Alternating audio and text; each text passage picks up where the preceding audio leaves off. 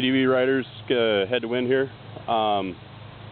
So the SuperEnduro 990 EFI project is basically done, and so this is the end product.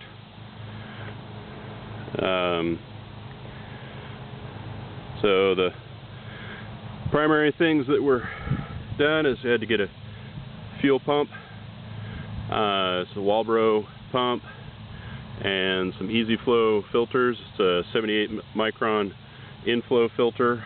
This assembly here, this T and this quick disconnect, there's another one on the other side, feeds into this T right here.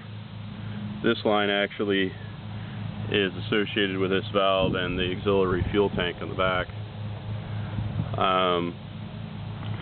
Rerouted the crankcase vent and ran it up this frame rail and put a filter on the end of it, so it's just free air but filtered.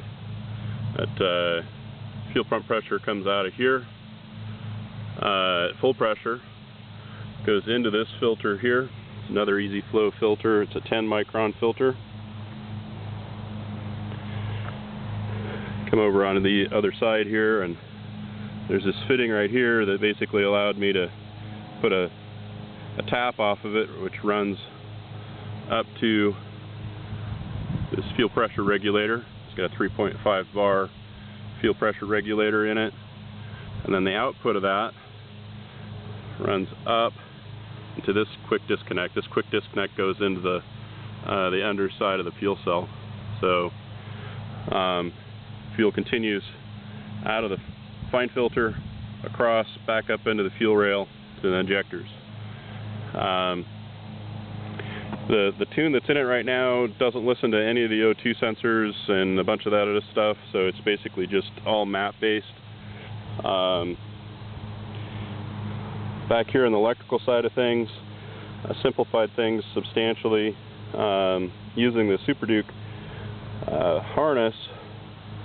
The harness is a little bit shorter than the SuperEnduro, so things are a little tight, but rebuilt a mount bracket for the fuse panel, and it's a primary, secondary, and fuel relays.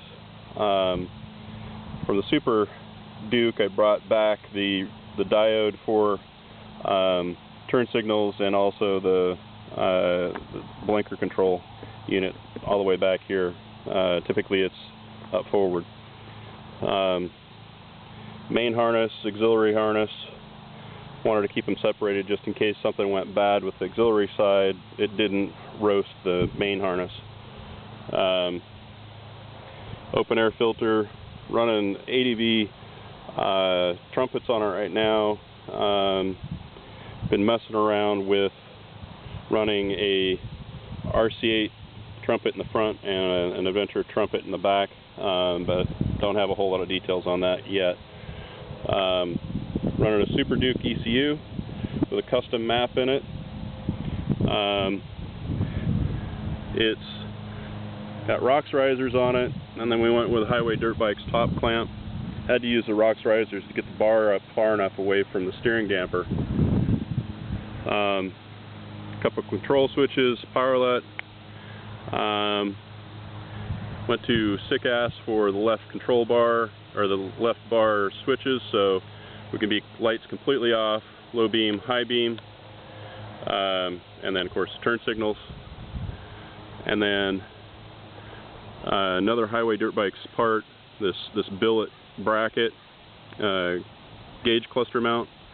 Right now we're running a Super Duke gauge cluster because the Adventure 12 gauge cluster that we have is looking for a different type of signal from the Speedo, so this one will actually register it directly from the output from the wheel sensor. I got to come up with a circuit that'll condition the wheel sensor signal to what the Adventure gauge cluster is looking for. But you know, that's basically it. You know, it sounds really simple when I rattle it off like that, but you know, it's taken me several months to do this, and quite honestly a bit longer than I thought. I wanted to try and keep the behind the steering neck wiring really simple and attached to the frame, not to the steering assembly. So that's been as simplified as possible. But you know, all in all, that's what it looks like without the tank on it. Got the tank off of it for now until Dan gets here, and we're going to do a rundown. Oh yeah, and this there's the replacement sensor for the coolant temperature control, and the bracket that I made, and the water's 64 degrees right now. So, and this is adjustable, and it controls the fans. But yeah, that's pretty much it. Oh, and you know, so when I turn the main ignition on, oops, I don't want to do that.